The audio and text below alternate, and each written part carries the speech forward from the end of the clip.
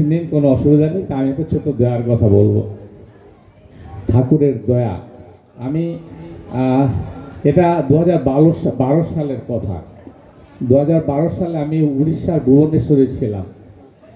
আমি চাকরি সূত্রে সেখানে আমার পোস্টিং ছিল, সেখানে ছিলাম।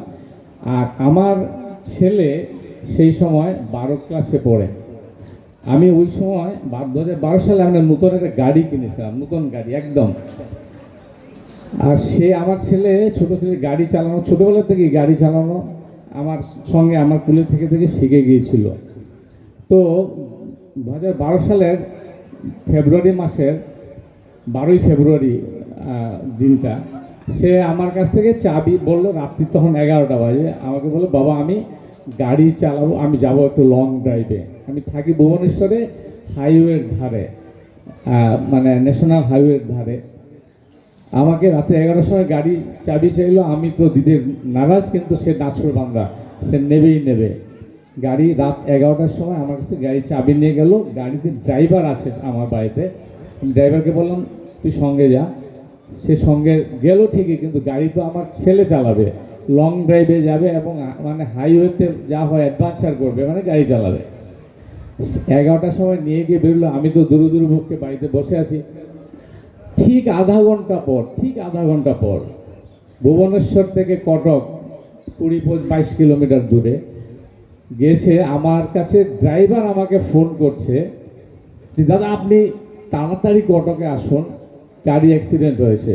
গাড়ি অ্যাক্সিডেন্ট হয়েছে মানে বিশাল অ্যাক্সিডেন্ট হয়েছে। আমি ওর কথা শুনে আমার হাত পা কাঁপছে। কি অ্যাক্সিডেন্ট হওয়ার পরে আর কিছুই বলতে পারছে না, কটক শুধু বললো কটক। আর আমি তো রাত্রি তখন প্রায় 11:15 বাজে। আমি কি করবো? আর এরপরে ফোনের লাইনটাও কেটে গেছে, আর তাকে ফোনেও ধরতে পারছি না।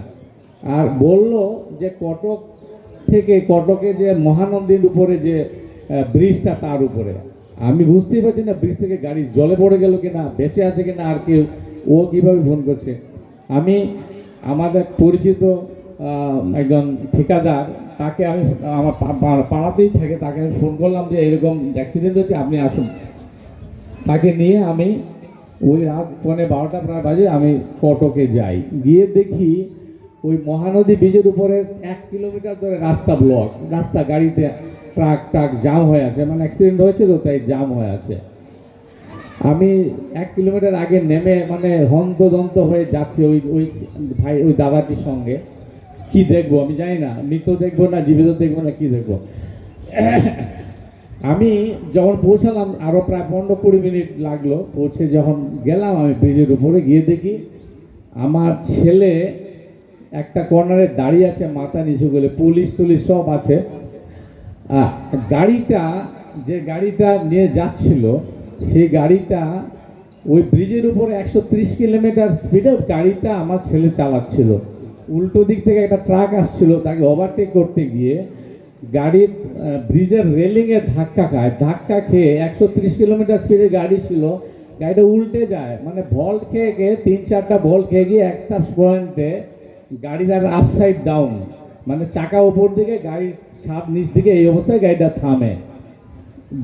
গাড়ির ভিতরে 2জন মানুষ, আমার ছেলে আর ওই ড্রাইভারটি দেখুন কোনো রকমের গ্লাস ভেঙে বাইরে বেরিয়ে আমার ছেলেকে বুঝতে পারছে না। আমার ছেলে তো গাড়ি চালাচ্ছিল, ততক্ষণে সে নার্ভাসের মতো হয়ে বুঝতে পারছে না কি ঘটলো। ওই ড্রাইভার ওকে বের করেছে, টেনে বের করেছে। এত বড় বিভৎস অ্যাক্সিডেন্ট হওয়ার পরও আমার ছেলের গায়ে কিন্তু একটা আঁচড় পর্যন্ত লাগেনি। আমি ঘটনা বলছি, আমার গা শিউরে উঠছে, আঁচড়ও লাগেনি। রাস্তাতে গাড়িটা আপসাইড ডাউন হয়ে পড়ে আছে, রাস্তা ব্লক। ছেলে যখন তার সম্বিত ছিল যে অ্যাক্সিডেন্ট হয়ে গেছে, আর ড্রাইভার তাকে পাশে সরিয়ে নিয়ে দাঁড়ালো, ততক্ষণে গাড়ির ব্লক, থানা থেকে লোকজন এসে গেছে। এসে গিয়ে গাড়িটাকে অন্যান্য গাড়ির যে ট্রাক ড্রাইভার, ওরা দেখলো রাস্তা ব্লক, তো ওটাকে আপসাইড ডাউন করে, ছোট গাড়ি, বিট গাড়ি, ওটাকে আবার সে নর্মাল পজিশনে নিয়ে এলো। আমি যখন গেলাম, ছেলে আমাকে দেখে তো আমি তাকে জড়িয়ে ধরলাম। ছেলে বেঁচে আছে, মানে বেঁচে আছে, এরকম সে বেঁচে আছে।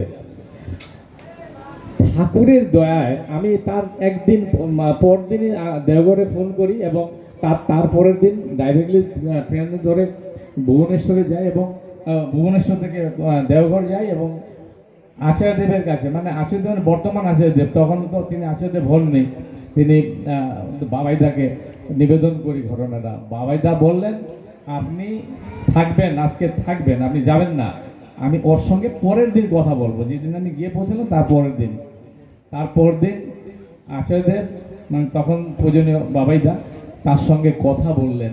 সবাই চলে যাওয়ার পর আপনি জানেন তখন বাবাইদার কাছে শয়ে শয়ে মানুষ দাঁড়িয়ে থাকে।